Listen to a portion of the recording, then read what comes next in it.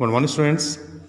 बेटा इस वीडियो में आप जो अपना 16 ऑफ Feb 2021 ਨੂੰ क्लास 10 का इंग्लिश का प्री बोर्ड एग्जाम होया सी आप उसनों सारे सॉल्व करांगे तो कोशिश करांगे कि अपनी वीडियो ज़्यादा लंबी ना बने।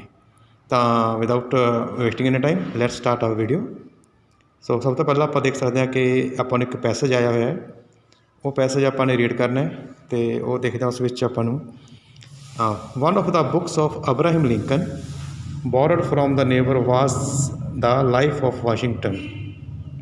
Washington had been the first president of the United States and was called the father of his country.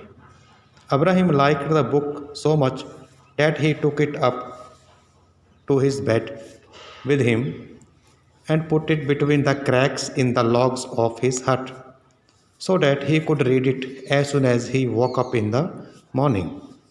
At night it rained and water came through the cracks and damaged the book. The owner of the book made Lincoln work in his fields for 3 days to pay for the damage. However, this did not stop Lincoln from borrowing books to read. He used to say, "My best friend is the man who will lend me a book I haven't read." सो ये सी बेटा अपना passage था। इस passage विचों जो अपने MCQs ने question ने आप देखते हैं। फर्स्ट है Abraham Lincoln had borrowed the book from, उसने वो बुक कितों बोरो की सी अब्राहम लिंकन ने अपने नेबर तो की सी। तो सानू पता है इसका आंसर की होया his neighbour. Second dash was the first president of America. America का फस्ट प्रेजिडेंट आप पढ़िया उन पैसेज वो सीगा George Washington. Where did Abraham put the book, उसने बुक कितने रखी सी, उसने बुक जो बिटवीन द क्रैक्स रखती सी ना लॉग्स जो हट के लॉग्स सी। तो answer is between the cracks in the logs. Abraham worked for 3 days in the fields, उसने 3 दिन फील्ड काम किया। क्यों किया?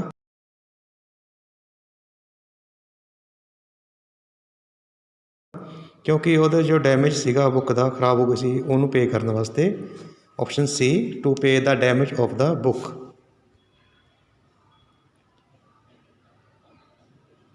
Abraham use to say my best dash is the man who will lend me a book I haven't read. तो कहता सी मेरा दोस्त वो है जोड़ा मैनू बुक पढ़ने वास्ते उधारी देगा, कोई भी उधार बुक देगा जी मैं अजे तक नहीं पढ़ी। तो my best friend option is friend option C. So इस तो बाद आप देख सकते हैं कि look at the following poster and answer the question that follow. ये पोस्टर एक पोस्टर आप ध्यान नाल देखते हैं कि ये पोस्टर विच तो पोल्यूशन बारे गल की है अ थ्रैट टू मैनकाइंड। ये जो पोल्यूशन है ये मैनकाइंड में खतरा है, थ्रैट है। तो ये कॉजेज की ने डिफॉरेस्टेशन है, smoke of vehicles and factories है, ग्लोबल वार्मिंग, इकोलॉजिकल इंबैलेंस, ये सारे ये कॉजेज आ ने तो ये इफैक्ट्स आने कि ये ग्लोबल वार्मिंग आती है तो इकोलॉजिकल इंबैलेंस होंगे। ठीक है, फिर अपन की करना है आप कम टूगैदर क्योर टूगैदर इकट्ठे होइए तो इसका इलाज करिए। Stop think and act. ठीक है, optimisation of resources, utilisation of solar energy, afforestation, go green and this is all about the poster. And now come to the question asked from this poster. Here it is. What is pollution to mankind? Pollution to mankind is a threat. Option B. What are the major causes of pollution? Major causes की ने pollution दे सानू पता है कि deforestation भी है, smoke of vehicles भी है, वेस्ट एंड हार्मफुल मटेरियल्स भी है। तो आंसर क्या होया all of the above. Answer क्या होया ऑल ऑफ द अबव। तो उस तो बाद how can pollution be stopped, इसनों किवें रोक सकते हैं? इसनों असीं बाय प्लांटिंग ट्रीज नाल भी रोक सकते हैं, by reducing smoke and wastage नाल रोक सकते हैं, बाय यूजिंग सोलर एनर्जी नाल रोक सकते हैं। तो ਐਟ ਦ ਲਾਰਜ ਅਸੀਂ ਇਸ ਨੂੰ ਆਲ ਆਫ ਦ ਅਬਵ ਸਾਰੀ ਚੀਜ਼ਾਂ ਕਰਕੇ ਪੋਲਿਊਸ਼ਨ ਨੂੰ ਰੋਕ ਸਕਦੇ ਹਾਂ। What should be our immediate action, ਸਾਡਾ ਇਮੀਡੀਏਟ ਐਕਸ਼ਨ ਕੀ ਹੋਣਾ ਚਾਹੀਦਾ ਹੈ? ਸਾਡਾ ਇਮੀਡੀਏਟ ਐਕਸ਼ਨ ਜੋ ਹੈ ਉਹ optimization of resources, utilization of solar energy, afforestation and all of above. Answer ਕੀ ਹੋਇਆ? All of above. ਸਾਡਾ ਇਮੀਡੀਏਟ ਐਕਸ਼ਨ ਕੀ ਹੋਣਾ ਚਾਹੀਦਾ ਹੈ? All of above. ਉਸ ਤੋਂ ਬਾਅਦ ਹੈ this post is based on the theme. ਇਹ ਪੋਸਟ ਜਿਹੜਾ ਹੈ ਕਿਸ ਥੀਮ 'ਤੇ ਬੇਸਡ ਹੈ? ਇਹ ਹੈ environment protection. So answer is environment protection. Section B, objective type questions. Read the question and choose the correct option. First, who was sent to bring the two most precious things from the city? The answer is, as you know, it is option C, angel. Machines give us more and more hours of leisure. Option B, leisure. What did Jim buy for Della as a Christmas gift? Jim bought a set of combs. Option C. Sir Pratap Singh's friend was an English. Option C. Moon is the satellite of dash. Moon is the satellite of Earth. Option D. The author knew that Neem was also blind. Author ਨੂੰ ਪਤਾ ਸੀ ਕਿ Neem blind ਹੈ? No, it's false. Subia had dash children. Subia had 5 children. Section C ਤੇ ਆਏ ਨੇ ਬੇਟਾ ਆਪਾਂ ਹੁਣ। ਇਸ ਵਿੱਚ ਕੀ ਹੈ? ਇੰਗਲਿਸ਼ ਟੈਕਸਟ ਬੁੱਕ ਹੈ ਤੁਹਾਡਾ 19 ਮਾਰਕਸ ਦਾ MCV ਵਿੱਚੋਂ। ਤਾਂ ਇਹ ਕੁਐਸਚਨਸ ਨੇ ਸਬਜੈਕਟਿਵ ਮੈਟਰ ਹੈ, ਤਾਂ this you can do yourself according to your okay. And next is MCB poetry. The poetry you can see here, 4 lines are given and you have to tell the poet name and the poem and the answers out of these lines. So after that center idea you can do, and question number 5 supplementary, answer the 2 following questions. This also you can do yourself because it's a subjective matter. Had questions this section D. We come straight to the section D. Okay.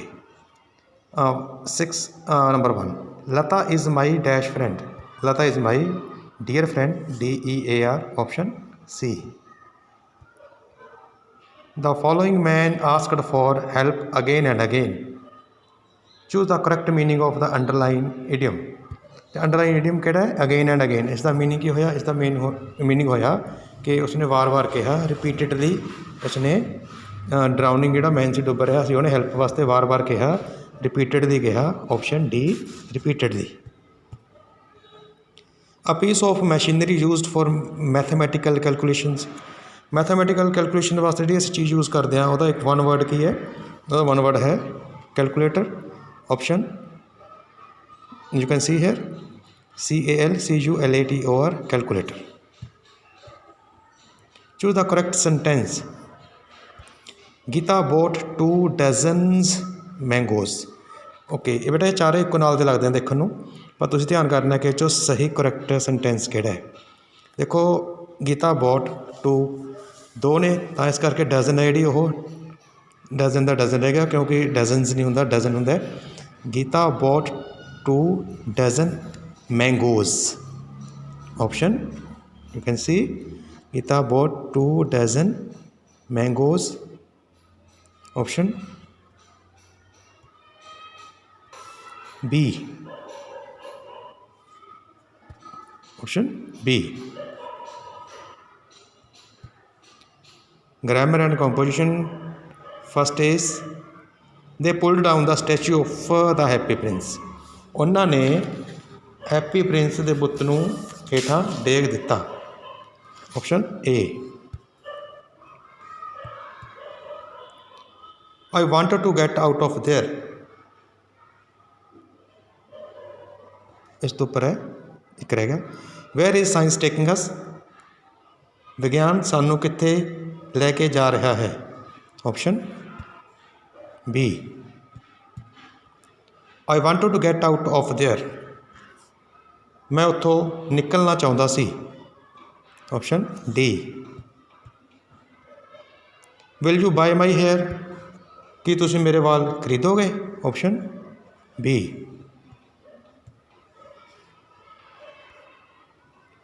How Hungary we are, ਅਸੀਂ ਕਿੰਨੇ ਭੁੱਖੇ ਹਾਂ। Option A. Choose the correct translation of the given sentence, ਮੈਂ ਇਹ ਸਵਾਲ ਹੱਲ ਕਰ ਸਕਦਾ ਹਾਂ। I can solve this sum. Option B. मैं उदों तक सड़क पार कर चुका होवांगा। I shall have crossed the road by then. Option B. वो पतंग उड़ाउणगे, they will fly kites. Option A.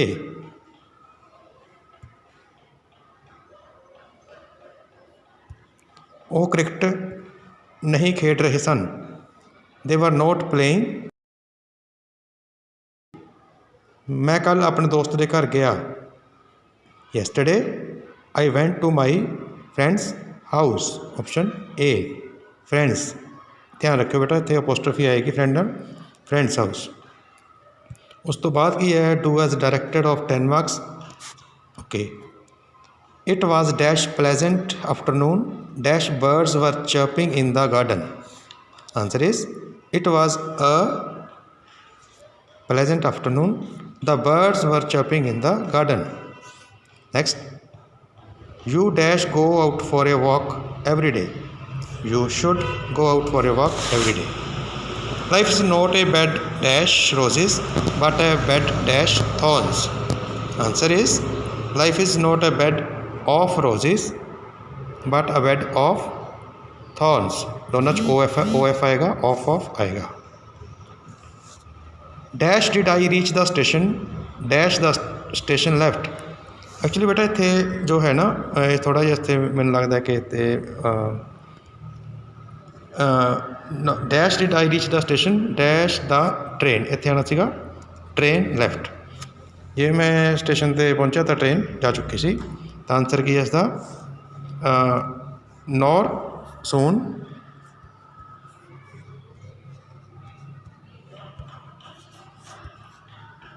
Nor sooner I did I reach the station, than the train left. इसका ये सही आंसर है। हूँ आ जाने आप नैक्सट, उस तो बाद 9th जो क्वेश्चन अपना, 9th तो पहला भी है कुछ। हाँ, you are requested dash me, तुसी इत्थे की करना है, you have to fill here correct non finite. So answer is you are requested to help me. Option B.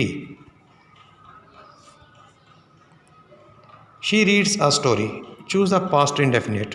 सानू पता कि पास्ट इंडेफिनिट में असीं वर्ब की सैकेंड फॉर्म ही यूज़ करते हैं, तो इस की होया she reads a story, she read a story. Option A. He asked me why I was crying, choose the correct punctuated sentence. Okay, तो सही आंसर है ही आस्क्ड मी, वाई दा डब्लू लोअर केस आएगा, छोटा आएगा, small case आएगा। So he asked me why I was crying, and ते full stop. तुसीं इत्थों देख सकते हो कि सारी कंडीशन किस से पूरी हो रही ने। He asked me why I was crying, तो मेरे जित तक मैंने लग रहा है ये सारा अपनिया जो पूरी हो रही कंडीशन ये डी वाले च हो रही सारिया। तो आंसर आएगा डी। एंड ते फुल स्टॉप भी है, तो जो वाई डब्ल्यू वो भी लोअर केस है। तो उस तो बाद बेटा जी अपना एडवरटाइजमेंट जो है एडवरटाइज करना है ओरिएंट पेन का, this you can do yourself I know. तो उस तो बाद थोड़े पैसेज है, तो एप्लीकेशन है, तो and this is the end of the question paper.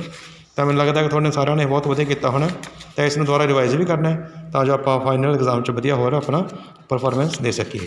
तो ठीक है बेटा जी, मिलते हैं next video. Till then see you, take care, bye. So friends, this was all about the video, and if you like the video then subscribe the channel and like, share and comment here, and press the bell icon also, so that you can get a notification for every new video on this topic.